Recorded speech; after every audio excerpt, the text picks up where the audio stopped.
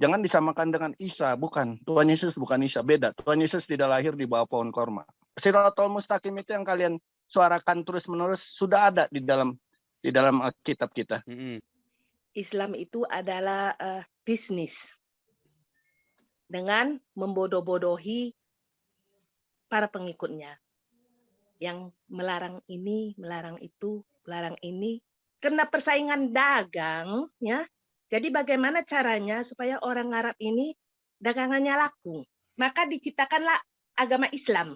Batu yang di Mekah itu, saya lihat ya Pak, oh ya batunya tuh mirip mirip vagina gitu. Iya kan? Ya, Nah, ya. titit sama vagina kan itu kan. Kemana aja? Kok sekarang baru komen? Macam mana bos-bos kita ini? Gaspol, gubrak, oh lala bebe.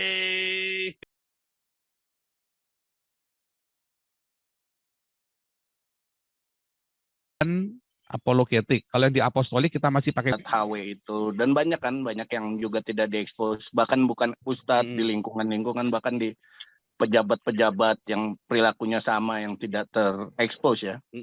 Jadi tapi tahu, pesan saya satu, carilah Tuhan Yesus, pertanyakan Yesus Kristus itu siapa. Jangan disamakan dengan Isa, bukan. Tuhan Yesus bukan Isa, beda. Tuhan Yesus tidak lahir di bawah pohon korma.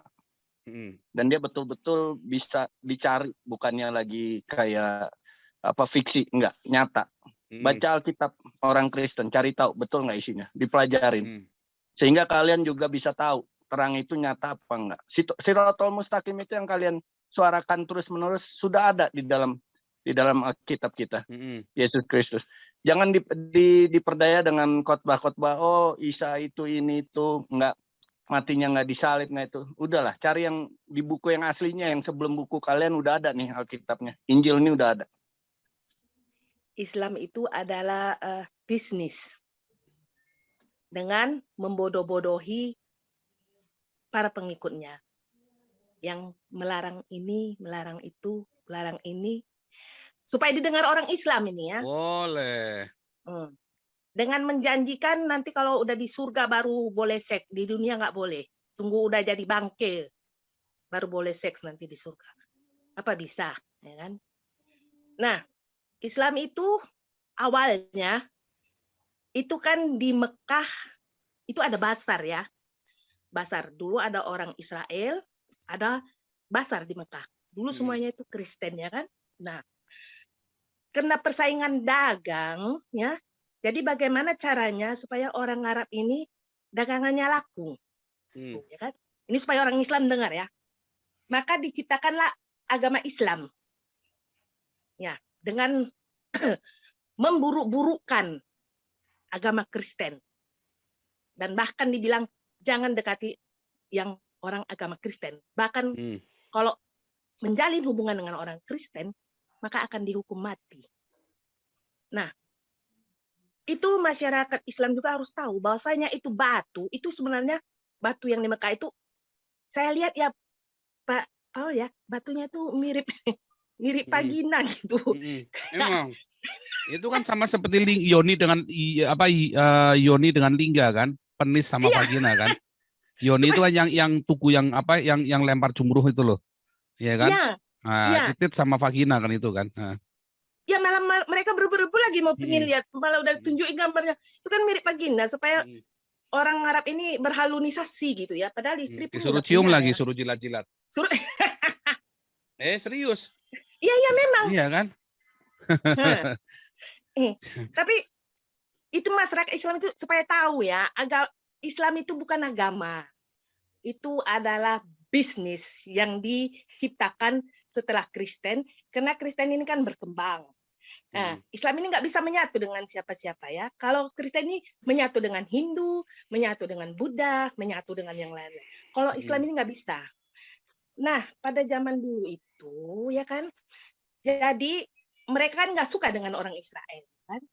Nah, mereka nggak suka dengan orang Israel, tapi mereka orang Arab ini mau mengadakan hubungan dagang ke luar negeri, ke Eropa lah misalnya gitu ya kan.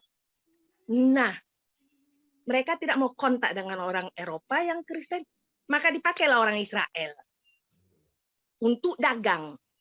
Makanya orang Israel itu ada di Amerika, ada di Eropa, mereka itu dagang. Nah, mereka yang menjual hasil dari orang Arab ini ya kan, hasil dagangnya kan. Nah, lama-kelamaan akhirnya yang menjadi pedagang itu orang Israel, bukan lagi orang Arab. Nah, jadinya orang Israel ini akhirnya memegang perdagangan dunia ini. Ya kan? Karena padahal mereka itu sebenarnya dulu disuruh-suruh sama orang Arab. Kami nggak mau sama orang Kristen. Kalian aja lah yang ini. Kan cuman Israel sendiri di Arab sana yang Kristen. Kalian aja lah yang dagangkan hasil-hasil ini, hasil-hasil ini, ya kan? Nah, jadinya orang Israel itulah yang memegang perdagangan dunia ini. Ya kan? Sementara yang orang Arab mundur.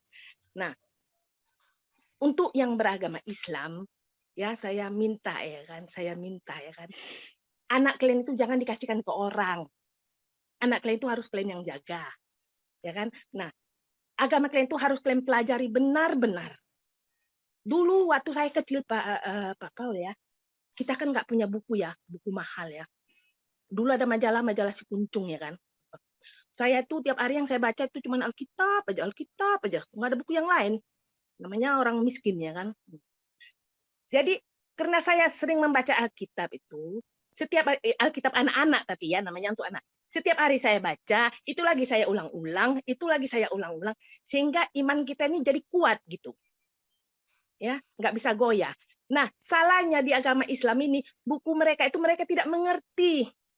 Mereka tidak bisa membaca buku mereka itu. Udah nggak bisa baca, disuruh hafal-hafal lagi. Ya kan? Untuk apa dia hafal-hafal itu semua? Dibaca aja keseluruhan tiap hari, dibaca lagi. Nah, baru mereka tahu itu apa benar apa enggak, masuk di akal apa enggak buku mereka itu. Ya kan?